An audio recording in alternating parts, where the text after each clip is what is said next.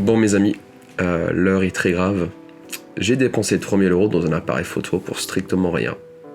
Je vais juste vous laisser encaisser ça 2 petites secondes.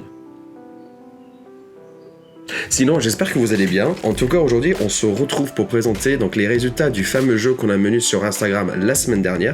Donc, juste avant de vous présenter les résultats, on va quand même rappeler le concept du jeu. Donc, j'ai pris 4 séquences de 4 photos avec 4 appareils différents à Lacanau il y a 10 jours, je crois. Donc, pour vous rappeler les 4 appareils qu'on avait en question, on avait la GoPro 9 Black Edition de 2020 à 390 euros. On avait la Canon 200D de 2017 à 550 euros. On avait l'iPhone 11 Pro de 2019 aussi à 1200 euros. Et ensuite, on a la Canon R6 Mark II de 2022 à 3200 euros. En tout cas, il y a eu plus de 200 voix au total, donc je vous remercie à toutes et à tous d'avoir participé. Franchement, ça a été hyper constructif. J'ai pu apprendre pas mal de choses grâce à vos voix, donc vraiment merci beaucoup. Par contre, c'est vrai qu'en début de vidéo, j'avais l'air un peu dégoûté. Et je vous ai prévenu la dernière fois qu'il risque d'y avoir quelques petites surprises lors de ce jeu, cette vidéo. Et effectivement, il y en a eu plein, donc on va directement rentrer dans ça de suite. La Canon R6, c'est celle qui a remporté le moins cette fois. J'ai vraiment envie de me foutre en l'air maintenant. Mais elle a remporté 8,4% des voix. La GoPro, elle a remporté 19,1% des voix. L'iPhone 11 Pro, 33,4%.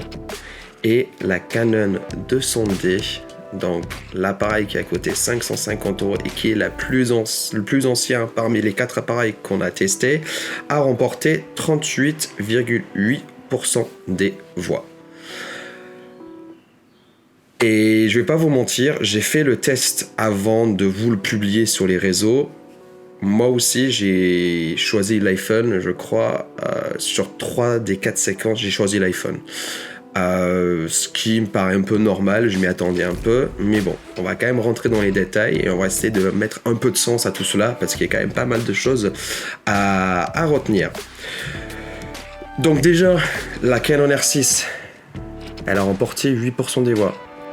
Comment est-ce que c'est possible que le dernier appareil de Canon, avec les dernières technologies, l'appareil le plus professionnel, un des appareils les plus professionnels qu'ils font aujourd'hui, qui est tellement en demande aujourd'hui qu'elle est en rupture de stock presque partout, comment on l'a fait pour perdre finalement ?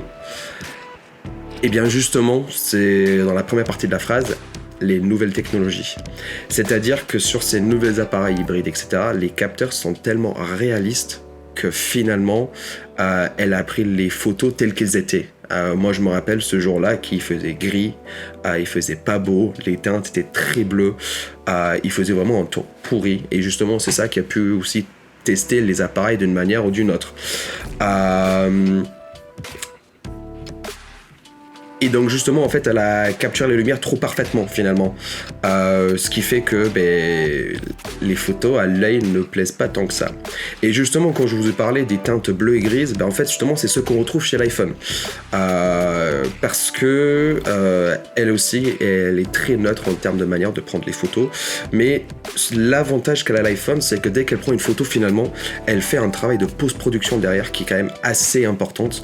Le fait de éclaircir les parties sombres de la photo pour ajouter plus de détails, mais aussi assombrir la partie claire pour gagner en détail dans les nuages, etc. Ce qui fait qu'en fait, on a une photo qui est très homogénée, c'est-à-dire qu'on voit le premier plan, on voit le sujet, on voit le ciel de manière très claire. Et c'est assez rare en vrai d'arriver à ça, mais au point où je me dis, les photos sont trop parfaites. Parce qu'elle capture trop bien la lumière et du coup je me dis est-ce qu'il y a un petit désavantage à ce niveau là, sachant qu'en finalement on pourrait presque dire que l'iPhone a retouché la photo avant que moi je puisse faire la moindre chose avec, ce qui aujourd'hui est un peu embêtant en vue de ce qu'on se dit aujourd'hui et du test finalement, parce que ça veut dire que l'iPhone d'une manière ou d'une autre a eu un petit avantage. Je ne vous dis pas ça pour défendre mon Canon R6, au contraire j'essaie d'être le moins biaisé possible parce que forcément c'est un test et je m'y attendais aussi. Après, pourquoi finalement la GoPro et la 200D finalement ils ont eu beaucoup de voix ? quand on anticipe l'endroit de la plage, le soleil, etc., on pense surtout à des teintes, des tons de couleur chaude, un ciel, un soleil qui est bien doré, un sable qui est bien blanche ou jaune ou orangé. Et justement, je trouve que ces deux appareils-là, justement, ils ont été dans les tons chauds, etc. Ce qui fait que finalement, on a presque cette impression que ça rappelle ce cliché de la plage un peu rêveur, où on pense effectivement à toutes ces choses-là. Donc je pense que c'est ça qui a attiré l'œil des spectateurs qui ont pu voter lors de ce petit jeu. Et je trouve ça totalement logique finalement. Et pour en parler avec quelques amis autour du jeu, etc., effectivement, ils m'ont dit dès le début, j'étais plus attiré par les couleurs et les teintes chaudes. Ce que moi, je trouve tout à fait logique. Mais du coup, est-ce que ça veut dire qu'on ne doit pas acheter des appareils à 3000 €? Non. Cela veut juste dire qu'on peut déjà prendre de très belles photos avec des appareils qui coûtent pas très cher.